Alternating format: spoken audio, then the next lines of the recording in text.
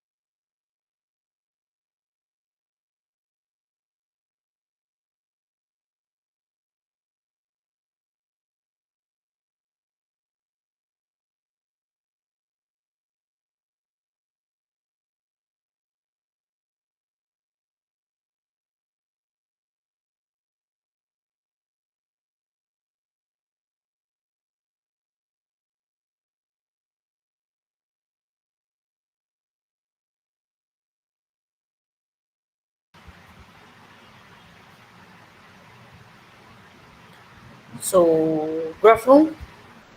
कैसे हो?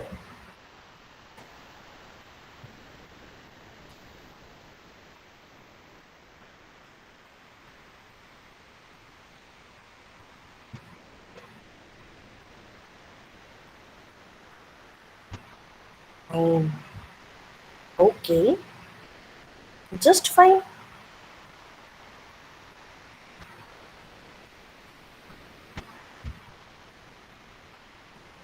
ये तो गलत बात है. If you're just fine, तो ये तो गलत बात है भाई. क्या हो गया? क्या प्रॉब्लम है? हमें बताओ, हम सॉल्व करेंगे.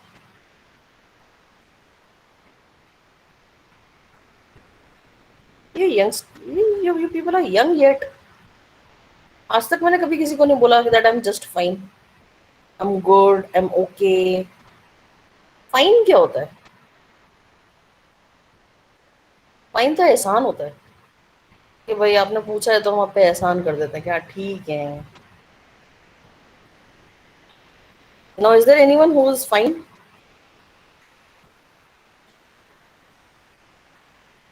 ओ, ओके बेटा, लंच का क्या है ना, आप तो पढ़ते पढ़ते खाना खा सकते हो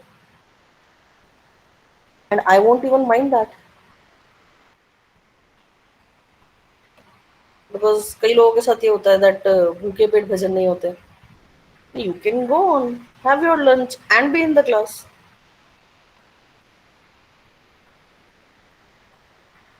if you want to do that, जिनको नहीं करना है ऐसा, वो भी ठीक है, नो बिग डील।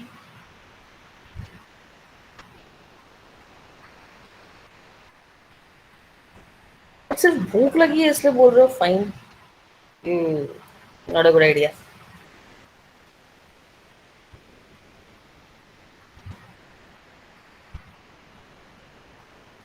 अब आप लोग सोच रहे हो कि मैं आपसे इतनी बातें क्यों कर रहा हूँ।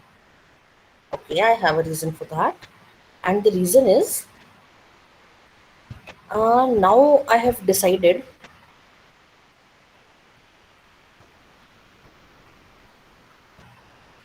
I am also fabulous. Okay, now I've decided that I'll not only be giving you the cases to solve, but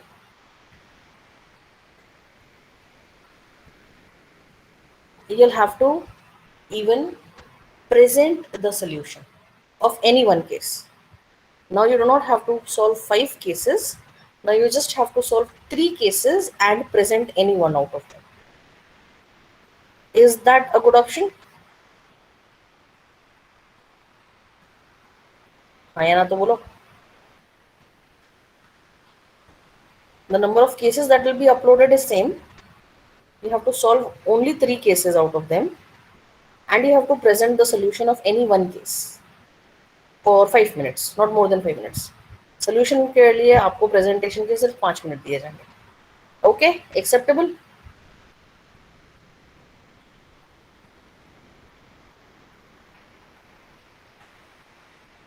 No, no, no group, individual, individual. अपना अपना काम खुद खुद करो. No group. ग्रुप के माथापच्ची में फिर ग्रुप बनते नहीं है, कुछ लोगों के, कुछ के बन जाते हैं, कुछ के इतने बड़े बन जाते हैं कि फिर समझ में नहीं आते. No group, no group graph for us. Individual काम करो. ठीक है? Anyone who is having, no, not today. इतना इमीडिएट काम तो मैं करती ही नहीं. And yes, I have just uploaded the assignment for 3 units, that is unit 1, 2, and 3, on your Google Classroom. And there are still some people who haven't submitted. Why so? बोलो, जवाब दो. 18 are still pending. Do you want me to take their names? Meet. No, not Meet. It's missing. No attachment. Okay, Meet's assignment is visible to me, but it is showing missing. I don't know why it is missing. Just let me check. Just give me a second. ये ऐसी अजीब सी चीज़ मैंने पहली बार देखी है.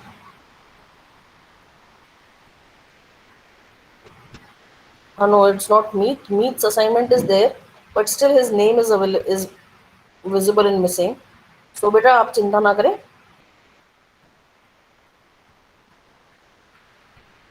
Which Meet? Meet Desai.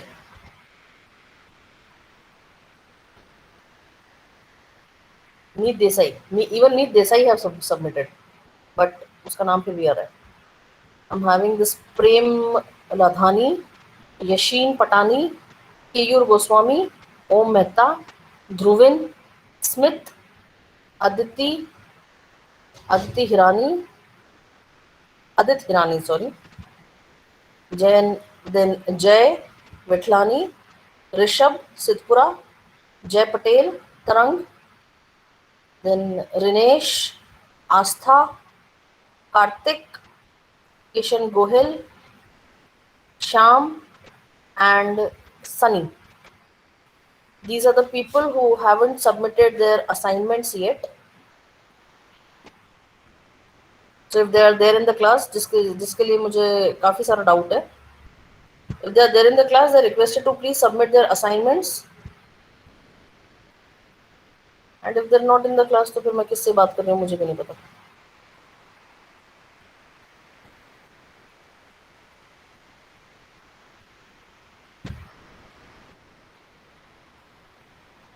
अरे भाई, with Smith ये भी चेक करो. Smith Kasundra. Smith Kasundra. Not you.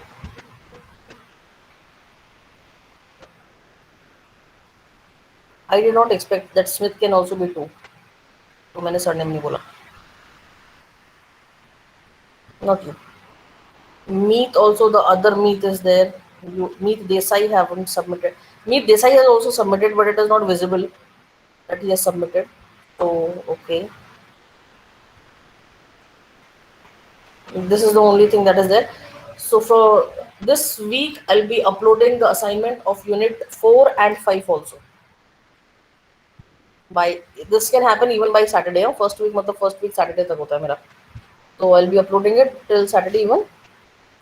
फिर आप लोग आराम से अपने हिसाब से काम करते रहो. And I'll be starting the presentations of your case studies from. कब से start करूँ आप बताओ?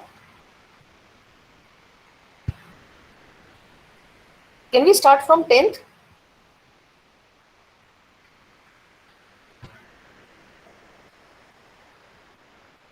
10th is good for all of you? Okay, then 10th it is. 10th of June हो? जुलाई मत चले जाना. जुलाई में तो सेशन खत्म हो रहा है. हाँ 15 जून. 15 जून. 15 जून. ओके नहीं 10th. 15 जून के बाद खत्म नहीं होगा. आप लोगों के एग्जाम्स भी हैं.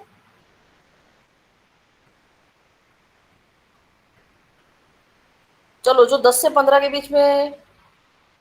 And when will you upload the cases? I'll be uploading them in this week itself. No, not 20. 10. 10 is ये कोई बार्गेनिंग थोड़ी होती है. हर चीज में बार्गेनिंग करना शुरू कर देते हो. Those who want to present on 15th, they can present on 15th. Whereas I'll prefer you people to start presenting from 10th. तो जिनका solution हो जाए किसी एक केस का, they can present from on these dates also. That is on चलो 10th and 11th. They can present on 10th and 11th also. बाकी 15 is okay. 2 ही दिन बचते हैं 10 में और 15 में हमारे लिए. तो कोई खास फर्क नहीं है. नहीं 13th is Sunday बेटा. एंड मैंने पहले भी बोला था मैं बार्गेनिंग करने नहीं बैठी हूँ. मैं आप लोगों को आपके असाइनमेंट का डे बता रही हूँ. ना आपकी ना हमारी. So any 10 or 15 out of you can present on 10th and 11th. फिर तो 15 तारीख आई जाएगी. तो you can start from 15th.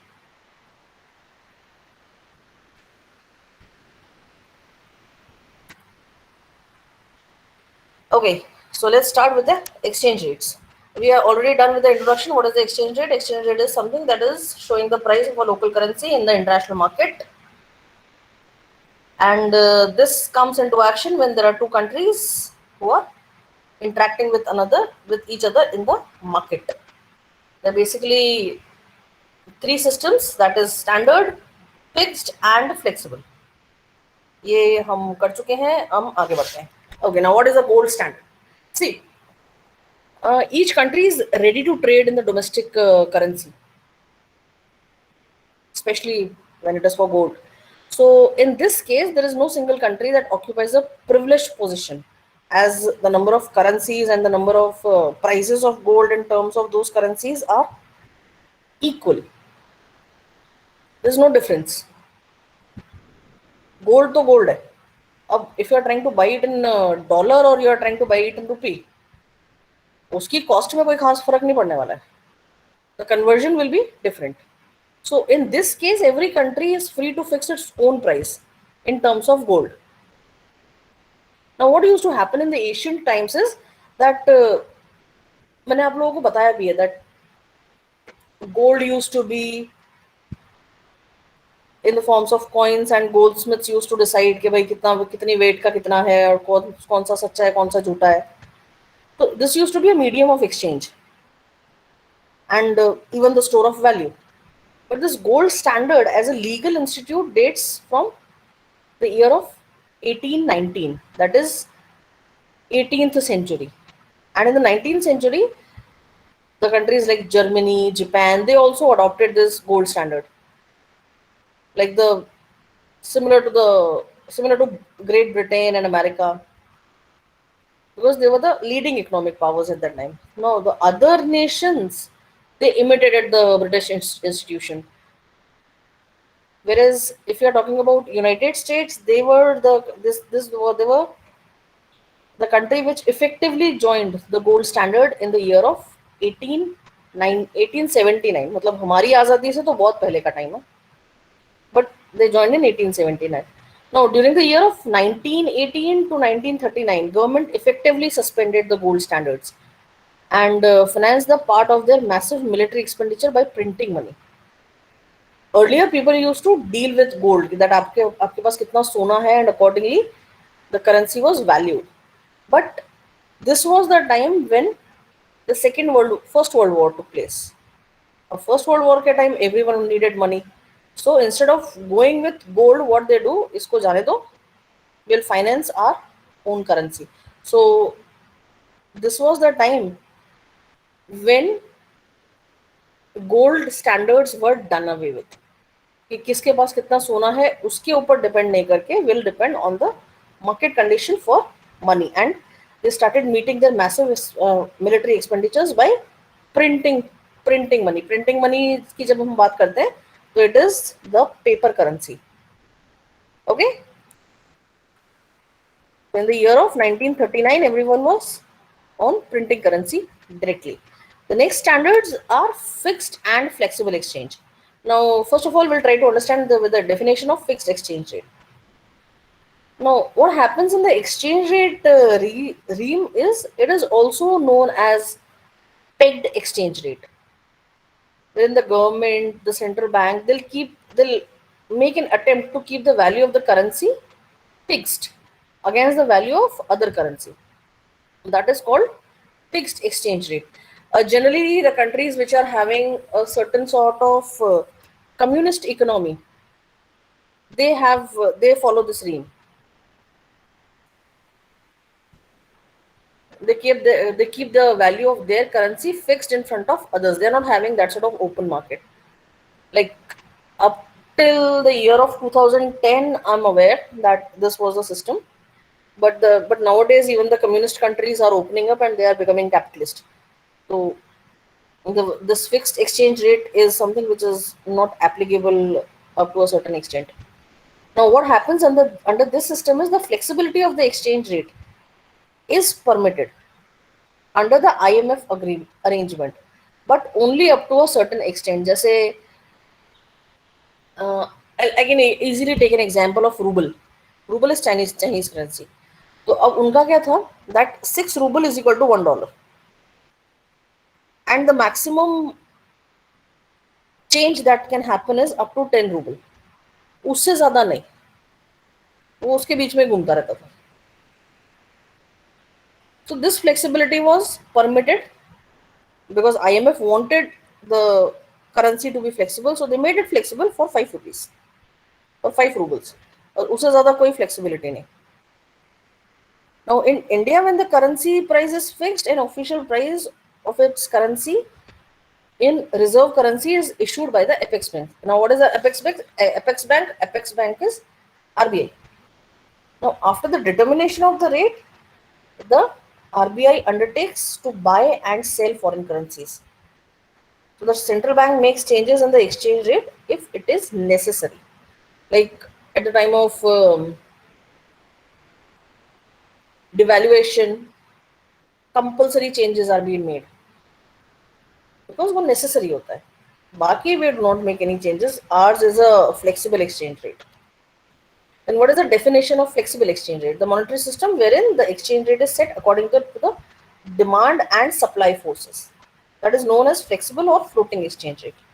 Now, the economic position of a country determines the market demand and supply for its currency. If the economic condition of the country is very good, their currency will be required more. If the economic condition of the country is not so good, their currency will not be required. मतलब ही नहीं है कोई. So in this system, the currency price is market determined as compared to other currencies. Higher the demand of a particular currency, higher the exchange rate. Lower the demand, lower the exchange rate. So this sort of exchange rate is not under the control of government or central bank. But the Indian currency is something which is under the control of government and central bank. So we cannot consider it completely flexible also. We are having a very good combination of both the types of currencies. Exchange rates. Sorry. Now, what is the difference between the fixed and the flexible exchange rate? The first is the meaning by itself is very different. The fixed exchange rate is something that refers to the rate at which the government sets and maintains. Like if the government has decided that the currency price will be 72, it will set and try to maintain it at the same level. Whereas when we are talking about the flexible exchange rate, it is working on market forces. ज़्यादा पैसे चाहिए, महंगा है, कम चाहिए, सस्ता है. Now, how are they determined? The fixed one are determined by the government and central bank, and the flexible one are determined by the demand and supply forces. Now, the changes in the price of a currency in fixed exchange rate are can take place with the help of devaluation and revaluation. Devaluation is decreasing the price of the currency, revaluation is increasing the price of the currency. Whereas in case of flexible exchange rate, it will happen by depreciation and appreciation because this is automatic. Depreciation, appreciation is automatic. वो अपने आप होता रहेगा. Then as per the speculations takes place when this fixed exchange rate takes place when there is rumor about the change in government policy. Any changes will take speculation will take place. Whereas in this flexible exchange rate, the speculations are very common. हो सकता है can be very common. But in case of fixed one, if there is any change in the government policies, only then the exchange rate will change. Then we'll talk about the self adjusting mechanism. This fixed exchange rate are something which operate through variation in supply of money, domestic interest rate, and prices. Everything is taken into consideration when we are talking about the exchange rates. Whereas when we are talking about the flexible exchange rate, they operate to remove the external instability by change in the forex rate itself. They'll change the price of the money and will remove the instability. Whereas if we are talking about the self-exchanging mechanism of fixed exchange rate, they'll take into consideration everything. How much supply of money is there in the market, what is the rate of interest, what is the price of goods, everything will be taken into consideration.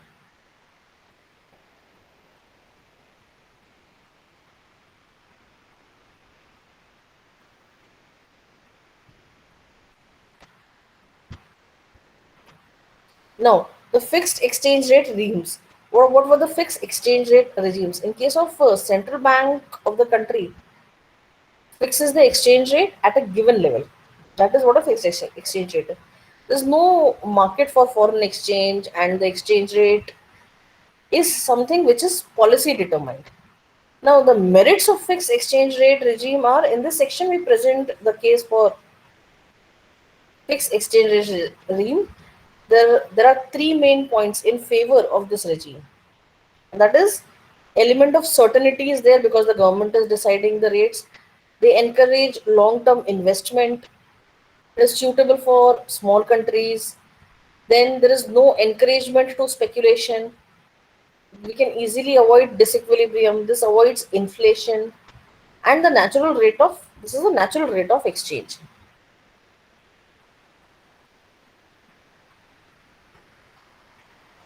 Let's try and understand all of these points one by one. The first one is element of certainty.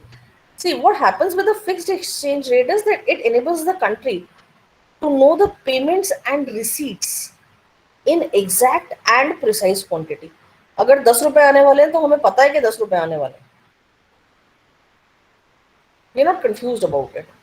So there is no fear of uncertainty regarding payments and receipts. Now, what happens because of fixed exchange rate is it assures a smooth flow of international trade because everyone is aware that what is the exchange rate of the country. So, however, there is a greater degree of uncertainty in case of fluctuating exchange rate, which in turn discourages international trade. No country can allow its rate of exchange to drift from day to day in response to international events. Because such fluctuation in exchange rate will have serious repercussions on the entire economic structure of that country.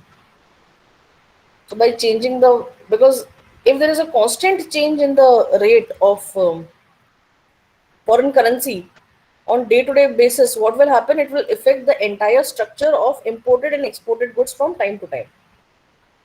So all the countries generally try to make sure that there is a certain element of certainty in the exchange rates. Then is this encourages long-term investment. See, the fixed rate of investment assures safe future. Now, if I've invested some amount in a country which is having a very stable exchange rate, then I'm sure that I'll be able to earn something out of it. So this will encourage the investor for a long term for an investment in the country, because there is no risk of uncertainty. The returns are fixed, so the investor will prefer that. I'll prefer investing into a country which is having a stable exchange rate to a fluctuating one, because in fluctuating exchange rate, there is always a fear and doubt regarding the security of the capital invested.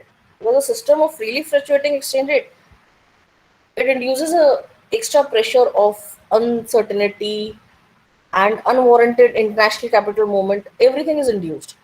But whenever we are having a fixed exchange rate, what happens is this is all done away with. We are able to produce an environment in which there is no risk and no uncertainty. Then the exchange rate is suitable for small countries. This is more desirable and suitable as compared to the fluctuating exchange rate for small economies like Denmark and Britain would prefer a stable exchange rate to ensure smooth functioning of foreign trade. But Denmark is a small country; they'll prefer something which is very stable as compared to any other country. Britain is again also very small. There is no encouragement of speculation. The most meritorious feature, the best feature of this exchange rate is there is no place for speculation. But when the rate is fluctuating, it creates a lot of scope for speculation and resulting in the movement of capital. Because when the rates are fluctuating, investors will indulge in transferring funds from one country to another in expectation of gains. But if there is no disturbance, then under that sort of exchange rate, it gives you no room for speculation. So the money will not be moved a lot. Rather than people who are investing into a country, they'll feel more stable, more secure as compared to anyone else. Then is it can help us in avoiding disequilibrium. Under fixed exchange rate system, there is no kind of this there's no instability in equilibrium. Whereas in case of fluctuation, this is not the case. It it is a sort of exchange rate which actually invites the instability, and at the same time it also invites disequilibrium into the environment. So this is something which is this fixed exchange rate is something which is very stable. Then it avoids inflation. The fixed exchange rate system maintains stability in the exchange rate, and as a result the domestic currency will remain stable. So the problem of inflation is avoided. ऐसे inflation को कोई avoid नहीं कर सकता. So the fluctuating rate may lead to inflation when there is a change in the exchange rate and the resultant depreciation in the value of domestic currency. Now you have understood that fixed is nowhere available. We are having a mixture of two. Then the natural rate of exchange. See, it is argued that fluctuating rate of exchange is essential to enable a country to reach its natural rate of exchange. In fact, it is not necessary that a stable rate can be achieved by flexible exchange rates only. It can be achieved by the fixed one also. So these are the different benefits of the fixed exchange rate regime, whereas the demerits are this is an outmoded system. It discourages foreign investment, monetary dependency is there, cost price relationship is not reflected, not a genuine fixed system is there, and there are difficulties of IMF system, which are there in fixed exchange rate. IMF doesn't allow fixed exchange rate. Now, what all problems are there? The first one is it is an outmoded system. This has worked successfully under the favorable conditions of gold standard in the 19th century, when the countries permitted the balance of payment to influence the domestic economy. Then there was coordination of monetary policies of the trading countries. That's the central bank. They primarily aimed at maintaining the external value of the currency in their respective countries, and the price were more flexible since all the conditions were absent today. Now, the smooth functioning of the fixed exchange rate system is not possible today because all the conditions that I have stated to you till now, which are like the countries were permitted, the countries permitted the balance of payment to influence the domestic economy. Then there was coordination in different countries. Then the central banks were interested in maintaining the external value of the currency. Then and the prices were more flexible. All these conditions are not existing today. And as a result of that, the smooth functioning of fixed exchange rate system is not possible at all. Then is the fixed exchange rate are not permanently fixed or rigid. Therefore, such a system will definitely discourage the foreign investment. Like long-term foreign investment is considered available under the really fixed exchange rate system, but really fixed exchange rate system is not available. Then is monetary dependency. Now, under this fixed exchange rate system, a country is deprived of its monetary independence because it requires a country to pursue a policy of monetary expansion or contraction in order to maintain the stability of its rate of exchange. See what is happening in the fixed exchange rate. They have to ask other countries to accept it, which is not possible. They're very much dependent on the other countries for their exchange. Then its cost price relationship is not reflected. In the fixed exchange rate system, this system does not reflect the true cost price relationship between the currencies of different countries. See, no two countries will follow the same economic policies. Therefore, the cost price relationship between them can go on changing. Now, if the exchange rates are not reflecting the changing cost price relationship between the countries,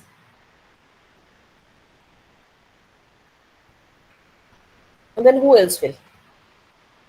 So, the exchange rate and whenever this exchange rate are reflecting this cost price relationship change in between the countries, then they definitely have to be flexible in nature. So the we can say that the fixed exchange rate do not reflect the cost price relationship between the countries, whereas the flexible one does. Now we say that this is not a genuinely fixed system. See, this provides neither the expectation of a permanently stable rate as found in the gold standard system, nor a continuous and sensitive adjustment of a freely fluctuating exchange rate. So this is not genuine at all. ये कहीं पे भी fit नहीं होता आके. Then the last one is it has difficulties of IMF system. See, the system of fixed or pegged exchange rate as followed by the IMF is in reality a system of managed flexibility. And this managed flexibility is something which involves certain difficulties, such as deciding as to when to change the external value of currency, what should be the acceptable criteria for devaluation, how much devaluation is needed to reestablish equilibrium in the balance of payment of the devaluing country. So all this is something which is posing as a threat for the fixed exchange rate system. Okay. So when we are talking about the benefits of the exchange rate, It is fixed exchange rate. We are having the element of certainty, long-term investment suitable for small countries. Then it is a natural rate of exchange, no encouragement for speculation. It avoids disequilibrium and inflation. Whereas when you are talking about demerits, this is an absolute system. The merit was it helps in foreign investment, but basically the demerit is it discourages foreign investment. Then there's a lot of monetary dependency. The cost price relationship is not reflected. This is not a genuine system, and there are many difficulties in the IMF system itself. At the same time, if we are talking about the merits and demerits of the flexible exchange rate system, so once the systems of exchange is a system of one system of exchange is a system of flexible or fluctuating exchange rate. Now, this system provides certain merits as well as anything that has merits do have defects too. So, first of all, what we'll do is we'll try to go through the merits of a flexible system. When we are talking about the merits of flexible system, there is like no hampering of foreign trade. This is again a natural rate of exchange. Automatic equilibrium in the balance of payment is possible. Smooth functioning of the currency blocks is possible. Then it is shock absorbing. Then the independent economic policies are possible because in the fixed one, the policies cannot be independent. They have to coordinate and be like one another. Then there is no hindrance to international investment, and there is a certain level of internal stability. These are the 8 different merits to flexible exchange rate. Now, the first one is saying that it does not hamper foreign exchange. Now, the system of flexible fluctuating rates of exchange does not necessarily hamper any course of international trade. This is like some people say that if the rate is flexible, it will be hampered. That does not happen. The post-war experience has already shown us that the international trade has grown tremendously despite the rates of exchange are being freely changed from time to time by many countries. There are many countries in this world who are working on a freely changing exchange rate. Then is the natural rate of exchange. Now, the system of fluctuating exchange rate provides help to achieve a natural rates of exchange. Now, if the system of fixed exchange rate is followed, natural changes in the rates of exchange are not allowed to take place. Hence, the system of fluctuating exchange rates of for international trade is considered as an ideal one. Then we are having an automatic equilibrium. See, equilibrium is when receipts and payments are same. So this system is useful for this automatic equilibrium in the balance of payment of any country. Now, if there is any sort of rigidity in the rate of exchange, then this suitable changes cannot be made, and therefore a natural equilibrium cannot be attained. So from this point of view, we can understand that the fluctuating rates are better as compared to the fixed one. अगर आपने 6 रुपए count कर रखा है तो हो सकता है that others are not ready to have that, and thus the equilibrium will not be achieved. So with the rate of fluctuate when the rates are fluctuating, a natural equilibrium or an automatic equilibrium in the balance of payment is possible. Then the smooth functioning of currency blocks is possible. The supporters of this system also point out that this system does not prevent or hamper the functioning of currency blocks. So it's not correct to say that the system of currency blocks can be worked smoothly with system of fixed rates only. No, it can be worked smoothly with this system, flexible system also. Like the Eurozones are working very smoothly. They are with the flexible system. Then is shock absorbing. The international disturbance can easily be absorbed by this system.